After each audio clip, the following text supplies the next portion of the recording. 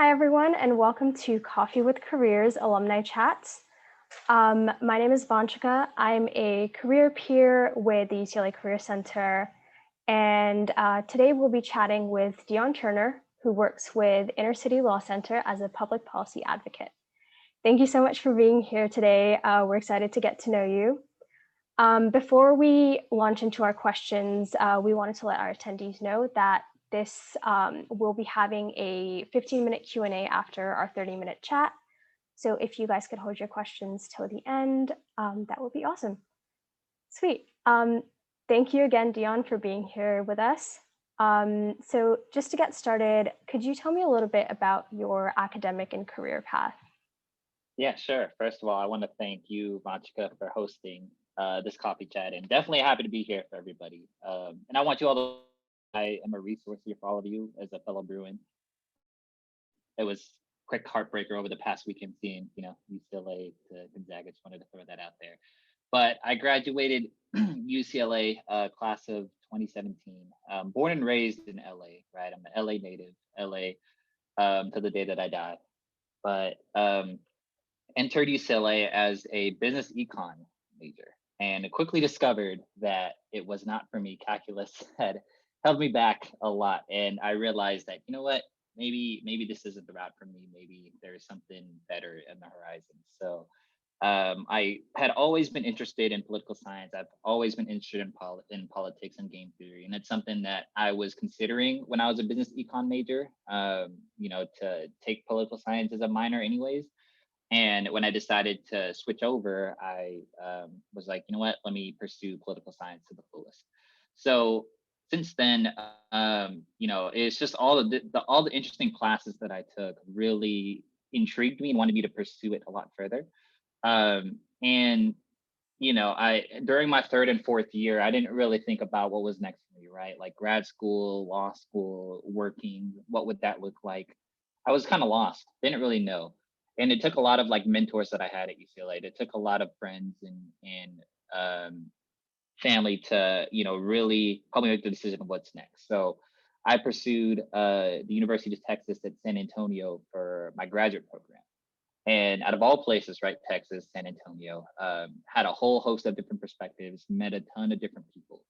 And, I had majored in something quite different, but it ended up like I ended up where I needed to be today. So I majored in educational leadership and policy studies at the University of Texas in San Antonio. And what really like how that translated to what I do now is the policy studies aspect, right? I was interested in the intersections of higher education and immigration and policy. And through that, I discovered, other fellowships, other opportunities. I worked with a congressman in Texas, and I ended up pursuing a fellowship to go to Washington, D.C. for about like 9 months. And through those connections, I really discovered that, you know what, like I think I want to pursue policy as my role. So I worked with Congressman Lloyd Doggett of San Antonio. And if you're into gerrymandering, his district is like famously gerrymandered. If you look up like Texas Lloyd Doggett, it's like 80 miles of like just a quarter mile stretch from like San Antonio all the way to Austin, which is ridiculous. But so I studied that a lot. And then when I went to Washington, D.C., I worked at the Department of Education for my fellowship. And I have a ton of stories that I can share with you later, but I was stuck in the elevator with Betsy the boss. So that was pretty interesting to say the least. And yeah, um, so met a whole host of people, relationships in Washington, D.C. And I decided, you know what, like I really want to pursue policy work here at home. And when I came back from Washington, D.C. and at the end of 2019, it was an arduous about 6, 7, 8 months of this job search, right? Which I'm sure for mine and my seniors, you might know what that feels like. And I'm happy to share like what I've endured and what I've learned.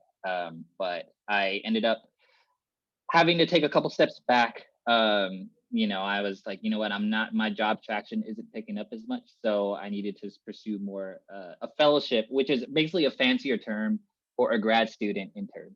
So I took a fellowship internship really at the Office of Mayor Garcetti's City Homelessness Initiative. and I was working on Skid Row efforts, mostly on programming and ensuring that the Skid Row policy correlated with the city's homelessness policy. And then through there, I met the executive director of the Inner City Law Center, and now I serve as their public policy advocate. So that's in like a snapshot, a snippet of what I do and how I got here.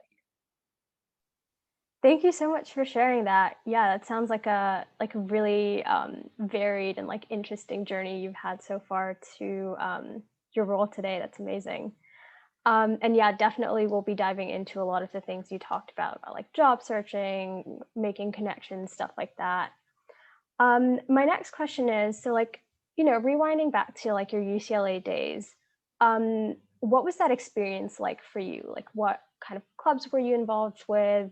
How was your major, stuff like that? Mhm. Yeah, so usually I will say it's like probably the best 4 years I've ever spent.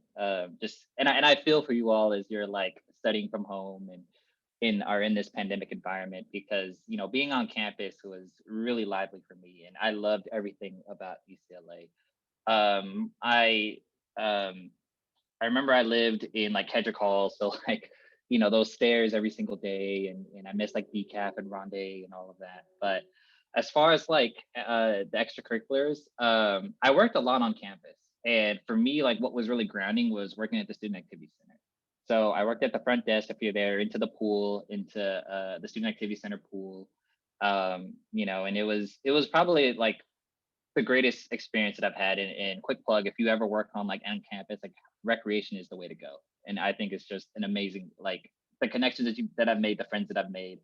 It was super amazing. But I because I needed to work though, that kind of took my capacity to delve into extracurriculars. I was in a couple of like Bruin Democrats and some of the other political science groups just to go in and kind of discuss. I was in a lot of AAP, and AAP really helped me a ton. For me, as a student coming from a lower resource high school and not really having the resources initially to thrive at UCLA. When I first, it was a culture shock, actually a reverse culture shock for me coming to UCLA for many reasons. And AAP really kind of connected me with other student mentors that looked like me, that spoke like me, that had the same interests and passions as me. And I really felt like AAP made a strong home for me on campus, especially during my first 2 years. After, as I kind of got like pretty grounded and as I was familiar with on campus and sort of had my own circles and friends group, SAC at the Student Activity Center was like huge. And actually, it's because of the Student Activity Center and it's because of recreation that I was able to pursue graduate school. And I was sort of paired with the University of Texas at San Antonio to um, gain a graduate assistantship, which is like, the school, like if you work for the school, they'll help you with your tuition or tuition reimbursement and stuff like that. So it was just a deal that I couldn't like pass up. So I would say like the more extracurriculars you can get involved, the better, right? And it all goes to your resume. Like anything that you do at UCLA can be converted into an item on your resume, and that's going to be huge. So yeah. Yeah, thanks for sharing that. I know, like, back when we were on campus, it was like the most amazing time, like the hill food, unparalleled. Mhm. And yeah, like the things you said about extracurriculars, the importance of getting involved, having jobs, stuff like that is like incredibly valuable. So in your experience, like as you like moved from like being an undergrad into like going to grad school, going to law school, like going into the working world or the real world, were any of these like jobs that you had, like the skills you gained there, how did they kind of like transfer over to your experiences after UCLA? So I would say like just being at UCLA, right? And UCLA is such a bubble, and I think that's what's really different. Like when I was in Texas, it was like pretty much me surviving on my own. I again, like I was born and raised here, and I had like a lot of like support here, but going like knowing the community groups and kind of identifying where I sort of fit in another state, right? And thinking about these reflections here at UCLA, and being, having the support of my TAs in my political science group and having the support and knowing how to reach out to like my professors, right? And learning how to ask those questions of what do I need, and thinking about, if I was going through a tough time, or if family issues came up, or if something tragic, or um, something happened where I would maybe need a little bit more time for class assignments or whatever, for projects and tests. Learning how to like communicate that, I think learning that originally at UCLA helped tremendously in grad school. Because in grad school, right, like you don't really have that much support as you do in undergrad. It's more of like, okay, like you have these deadlines and you have to meet it, and if you don't really meet it, then that's kind of on you. But learning how to communicate that was essential for me. Um, what really transferred over was like the research opportunities that I had at UCLA, like working with other political science professors and learning how to run different especially like a lot of polls and elections, and when elections came around, learning how to do those types of things and learning how to create your own poll. And I think that was like something that I even use now when we're thinking about like which candidate do we back, or for which city council members should we target. And game theory a lot helped me incredibly along the way of okay, like we have this campaign that we want to pass.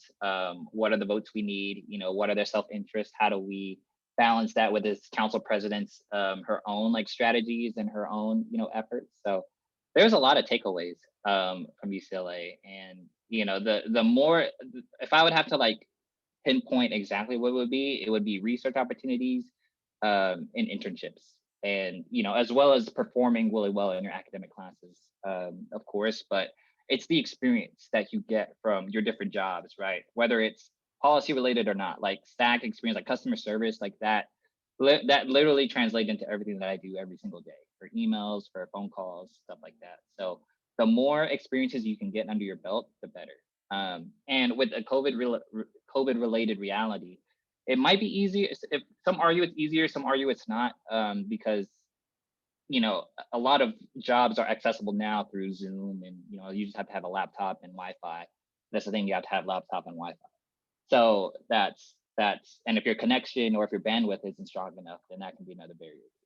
So having internships, having research experience under your belt, I think those two, and performing well academically, will progress you into any sort of policy related field that you want. Thanks so much for sharing that.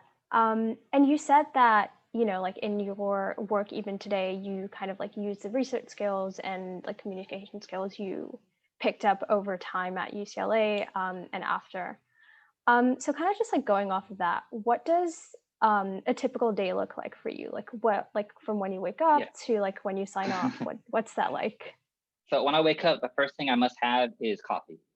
If I don't have coffee, nothing happens. But once I do get my cup of coffee, I wake up and it's usually a whole host of emails. I'll just basically break down of what my job title entails. Being a public policy advocate for Inner City Law Center, what it means is Inner City Law Center is a legal service provider, and we provide a whole host of legal services to the most vulnerable residents of pretty much LA, primarily downtown in Skid Row.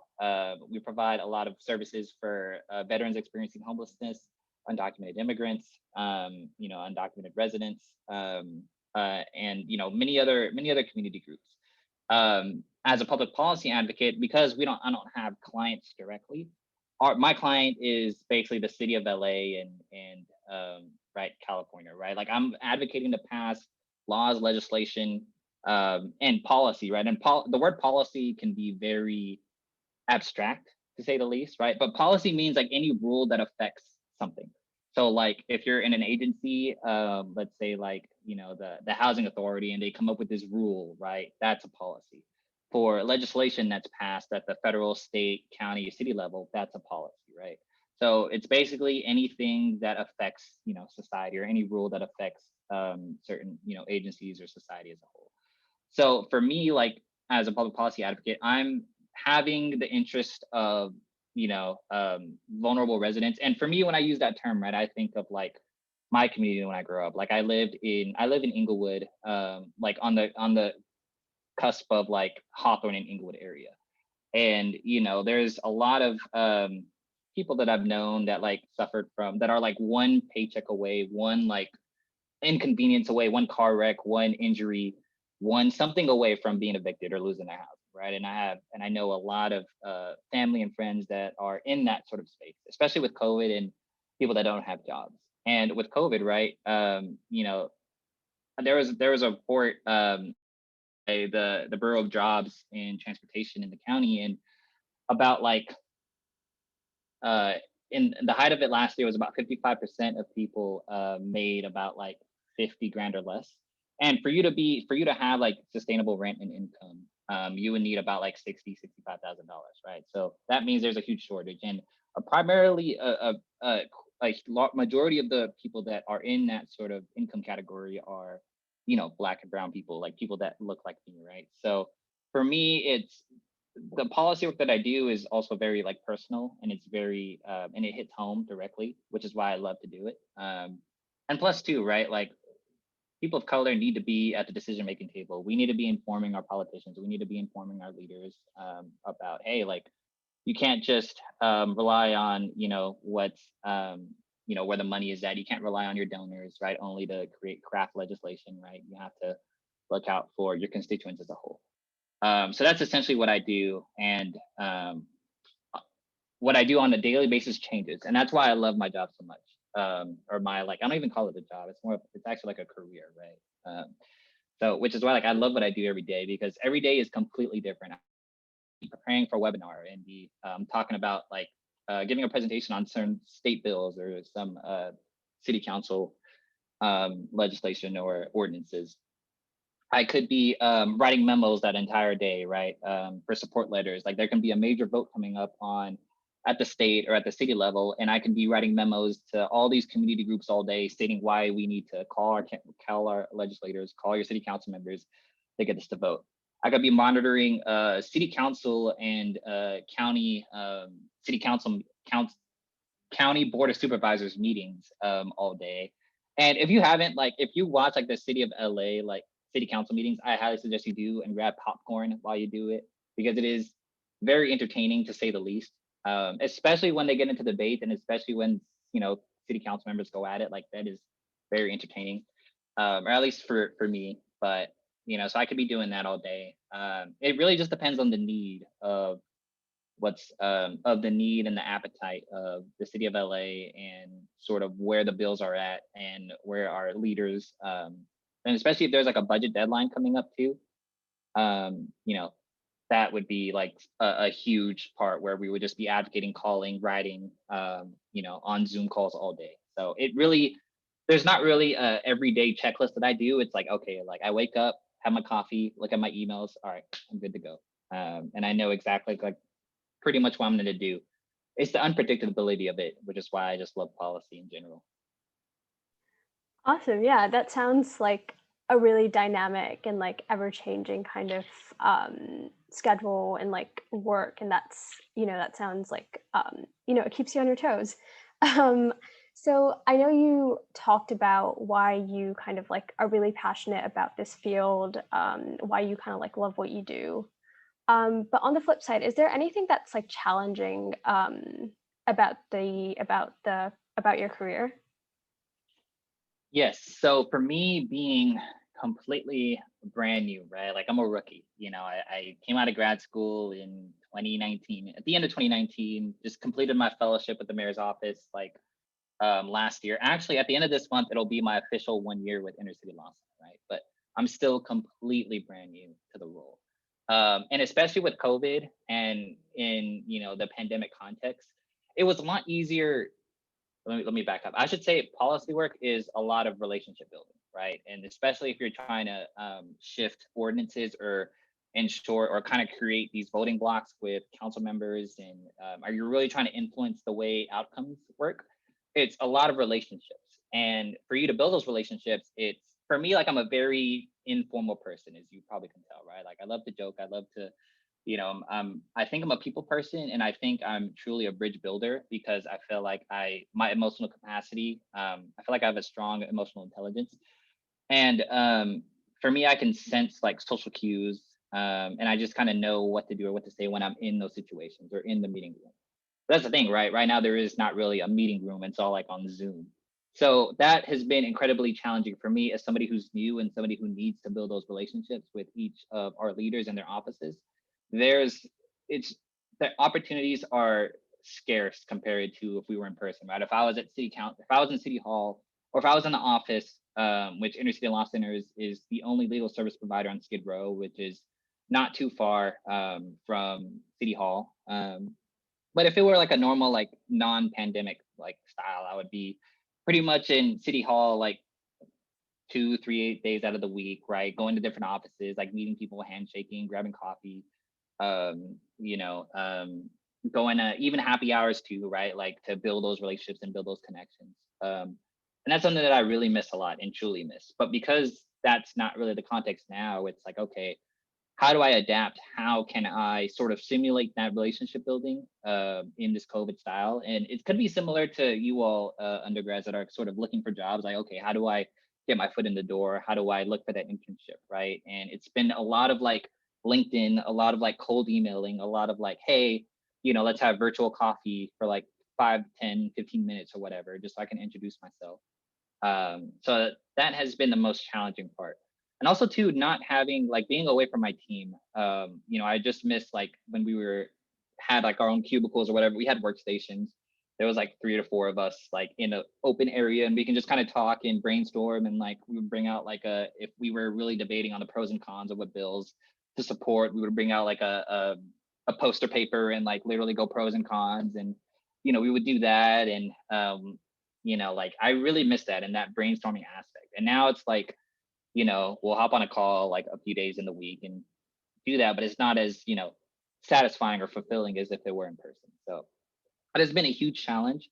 But what's been comforting, to say the least, is knowing that it's not just me, it's not just my team, it's not just Inner City Law Center, it's not just LA. It's all of us. We're all in this, and we're all sort of experiencing this together. That sort of brought a little bit of comfort. But so there's that aspect, but then there's also like the huge learning curve that I have to endure, especially for an issue as complex and as complicated as housing policy, right? And for me, somebody that didn't study housing policy in grad school, so it feels like I'm just kind of studying all over again. But it's okay. We're used to it. We're Bruins, right? So it's been a lot of like catching up and reading reports late at night and asking a bunch of questions. But with policy, it comes with time, and the more you're in it, and the more that you're patient with yourself and understanding with yourself, and not too hard or too critical on yourself, which I know that I am because of my imposter syndrome. But once you kind of get that under wraps, like you're in the space because you deserve it and you're meant to be in it. Yes, go Bruins. We're quick learners, but yeah, no, I completely understand what you mean about like how difficult it is to like continue networking, especially as like a recent joiner in like that industry. And since you said that, like you're not too far out from the job search process, kind of like looking back, what was that like for you? You mentioned earlier that, it was like a tough few months. If you'd like to share about that. Yeah, I'm happy to share. And for those that are here or those that are listening in the future, Vanchika, feel free to share out my info. And if you would like to learn more about it, right, feel free to like send me an email and I'll be happy to connect with you. But really briefly, I got back from Washington, D.C. in about like September of 2019. And it was like 5 or 6 months of just job searching left and right. I was pretty proud of my accolades. I was like, you know what, like I got a master's degree, I did all this in Texas and I did all this in Washington. And I'm like, cool, look at me, right? But when it came down to it, I like probably applied to like 30, 35 different places. And it was really discouraging because I would get multiple interviews. I'm thinking that this is the one. And it would always come down to like, hey, that phone call where it was like, I thought I got it because, you got a phone call from that person and it's like, hey, like, you were almost there, but you didn't really make the cut because you needed just a little bit more experience. And that happened about a dozen times. And it was truly heartbreaking and it was very discouraging and disappointing. And it was like, am I even like worthy and stuff? And I like was really too hard on myself. And it was kind of a really depressing time. But I was like, you know what, the light is near, the light is soon to be approaching. And I had to really reflect on like, okay, well, if nothing is working out right as of right now, like what are the changes that I can do? What changes in strategy do I look forward? Do I need to do? And I the connections that I had here in LA weren't as robust as in Texas and in Washington D.C. In LA, even though I grew up here and stuff, it was all like familial, you know, and family and UCLA. Like I wasn't really thinking about policy and a career in politics at that time. So I had to like really figure out how am I going to build my connections from the ground up. So then I was like, you know what? Everybody loves free work. What are some internships that I can look at? And that right there, I recognize is some privilege too, right? Is because I had the capacity to look for internships and look for fellowships while being at home. And I had, you know, I have like very loving and supporting parents and that are able to like still take me under their wing and stuff. So that right there, I recognize that yeah, I did have the resources to do that. Um, and I took a fellowship. I took a 4 month fellowship with the mayor's office, and when I got the role though, once you get your foot in the door, then you know doors will open left and right. It's just about getting that first gig, getting that first opportunity, getting that first internship. When I was in Texas, I had worked for Congressman Lloyd Doggett, and I had done some like similar stuff, district work, creating events for the congressman and running around with the congressman and writing reports and memos. And I did that same thing too when I was in Washington D.C. So I had these sort of experiences under my belt. When I went to the mayor's office, it was kind of similar to that, right? You know, oh, what can you write this memo on like Skid Row? Like we need to send it to the city council members. Okay, no problem. Can you like schedule this meeting so and so? And it was a lot of like interny work, you know, creating binders, printing stuff. But I also made sure to advocate for myself too. When I was in there, I was like, hey, like so and so, like although like yes, I'm your intern, and yes, like I do acknowledge that I am going to be clipping some papers, you know, at some point. But I also want the experience, and I also want to be at the table. I want to follow you around to your meetings. I want to, you know, be introduced to the mayor himself, which I did, which I was introduced, and like to all these other officials, you know. So learning how to speak up and learning how to really assess your needs is crucial. And that's why, like, if you have the capacity to pursue an internship, that is where you'll get those critical skills.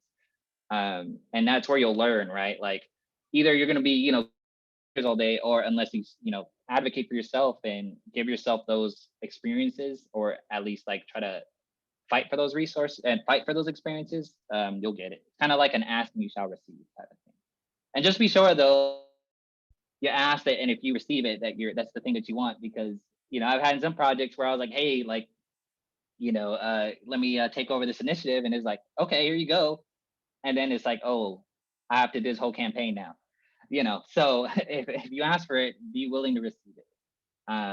And that's essentially like, if there's one thing that you would take away from sort of my TED talk, it's pursue your interests in whatever. It could be environmental policy, it could be housing policy, it could be commercial policy, business, you know, retail, fashion, right? It could be any of these issues.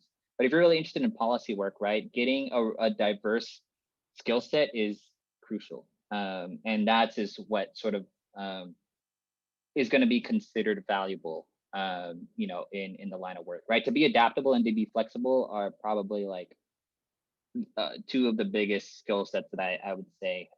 Everything else is learnable, right? Like if you're not too confident about your writing skills, don't worry, you get plenty of practice. You know, if you're still a little sketched about public speaking, don't worry, you'll get the practice, and it comes along with the more that you do it, the easier it gets along the way. But you know, to be adaptable and to be okay with you know, plans not working out. Like I had a huge forum that I was looking forward to, but I had, you know, some cancellations along the way. So it's like, you know what, like just chalk this up as an L, get some learning experiences out of it. Next time I know exactly what to do better. Um, so yeah, so I'm open to any questions that you may all have, or Vanchika, if you have any other questions for me, you know. No, yeah, thank you so much. I think you're like what you shared about like your experience with job searching is like really inspirational for us, like job hunting seniors, you know, who need that like little push, or who need like that motivation to kind of like keep going. And yeah, so we are at the end of our structured question portion. So if our attendees have any questions, definitely feel free to throw it in the chat. Or if you're comfortable coming off of mute as part of our recording, you're also welcome to do that. And I'm throwing my information in the chat too, if anybody just wants to link up with me and email after or whenever. Might take me a few pings, but I'll get back to you. Yeah, thanks so much for sharing that info.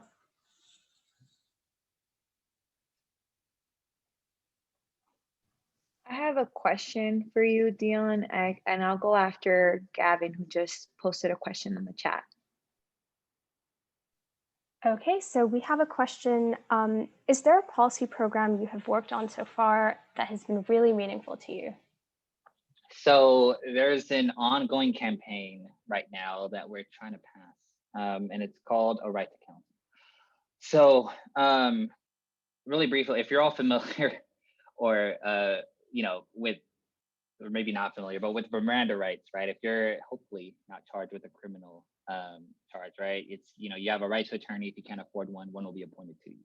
And that happens, and that applies for criminal cases. However, it doesn't apply for civil cases, right? Like if you get like, in primarily in housing and eviction cases. So if you have it's called an unlawful detainer, which is called, an eviction notice essentially.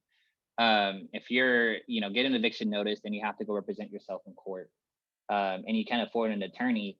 And let's say your apartment complex is like Blackstone or one of these really these corporations that buy up like units and properties, right? And they have their own legal system. They have their own attorneys. They have their own legal like service providers or whatever.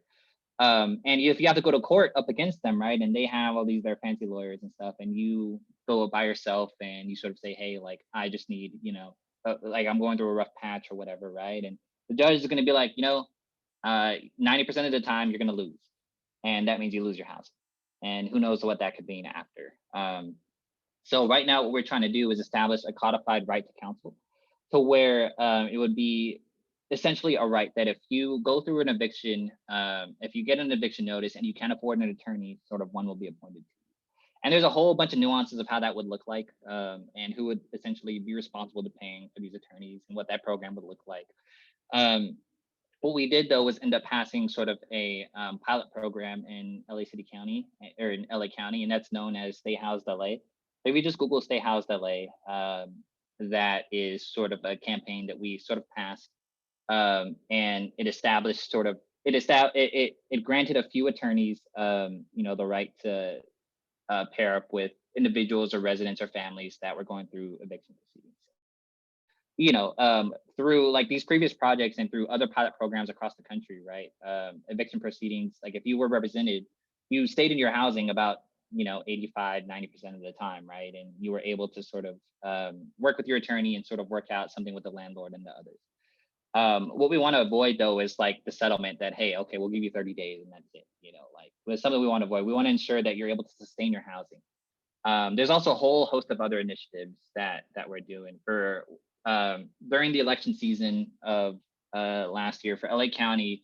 I helped pass Measure J, which is sort of reallocating funds from the LA County Sheriff's Department into what you call reimagine public safety. That's what Measure J, that's what their sort of slogan was, reimagine public safety. So what does that look like? How do we sort of take the millions of dollars that the LA Sheriff's Department was reallocated to? How do we put that in schools? How do we put that in housing? How do we put that in our communities and in our resources, right? How do we ensure that we can build affordable housing units in places that have been historically exclusionary, like Beverly Hills or like the beach cities, right? Where it's like you have to meet certain requirements, to live in that area. And even then, right, jobs and resources are in those areas. And how can we make sure that those jobs and resources and transportation is accessible to everybody? So there's like a lot of like small victories, and they are each like incredibly meaningful. And that's like, you gain your small victories, throughout the week and throughout the month. And eventually you'll get like one of the huge, victories, like a right to a codified right to counsel if we were to pass that, right? And there's again a whole lot of politics that go into it and why it's so controversial and this and that. So I hope that answers your question. Again, like feel free to reach out if you want more detail, and I'm happy to also give more detail. Sweet, thanks for answering that. We have another question from Alexis in the chat, and it says, how does your job affect your general lifestyle? For example, are you able to get time off, or does the work ever go over your work hours? Yeah, so COVID, this is more of the I guess you can call it like working from home, like positive and or negative. Everything is in one space, right? It's not like, you know, my home is usually like your sanctuary, right? Like you go to work, you come back, you go to home, you blow off some steam or whatever, you reflect about the day. But for in this pandemic style, right? Like work is home and home is work. And it's hard to like differentiate those two, especially when you have like a laptop and computer and all your stuff is like through email and Zoom and phone calls, and everything is connected on my phone too, which is probably a bad thing. So it's like, even if I just want to like watch Netflix and chill, right? It's just like would get emails left and right. For the question, like, am I able to get time off and does work ever go over your work hours? For the most part, yes. Work tends to go over, but by a lot. And that's because, right, like it's more so for if the way that I look at it is if there's a memo, if there's like a letter that we have to write to city council, if I can't get to it, you know, then who will? Or, you know, if not me, then who? And I, you know, take that very seriously, and I like try to go above and beyond in any way that I can, because I know the implications that does so, and the implications mostly the status quo. And the status quo is historically has not been made for, you know, people that look like me, that talk like me, right? So it's more of like, if not me, then who? And if not me, then somebody else that is part of the status quo probably is, you know, is probably going to end up influencing the outcome. Luckily, and I'm so blessed, and I have the best team, best supervisor, and I think like Inner City Law Center has been incredibly and such a huge support system to me that yes, like we have like time off and pay time off and comp time too that goes to pretty much extra pay time off. Vacation days too. So I'm planning to take like a huge vacation in like May to June, like, you know, the end of May to like early June. So yeah, I'm like incredibly lucky, but there's that separation of like work and like home and for my mental ability that I need to work on. And that's something that's, you know, personal for me. It's sure, like, as you all students know, it's like, when do you take time for yourself? Like if it's not studying, like you feel like when I was in school, if I wasn't studying, I felt kind of guilty. If I was out, like, you know, celebrating with friends or whatever, you know, I kind of felt guilty. It's like, dang, I have this paper that I need to write, but here I am, you know. So you know, that's something that I'm working on every day. Yeah, definitely tricky to kind of like separate when, like, you know, you're always in a workspace. We have another question from Ale in the chat, and it asks, where did you apply to jobs? So in policy work, it is very intentional of where do you want to apply, right? It's not like I kind of looked on Indeed, I kind of looked on Monster, you're different, you know, there's Handshake too. Am I missing any? Those are like the big three, right? Monster, Indeed, Handshake. I think those are big three. I sort of looked on there to sort of originate my search. And I would recommend if you know exactly what nonprofit to like apply for or what agency to apply for. I also looked at the city of LA too, if any of the like council members had any like policy openings. But those are like a lot more competitive, and there's like a testing system that I don't like, that has barrier implications. Anyways, so you know, it's intentional of what sort of the work you want to do, what issues you want to work on, right? If you know, like if you want to work on immigration or you know, policy stuff, there's like ACLU, there's Gotta Send, there's, you know, if you want to do legal stuff, there's like BedCetic, there's Inner City Law Center, there's LAFLA and LS, right? It just depends on the issue that you're looking at for policy work.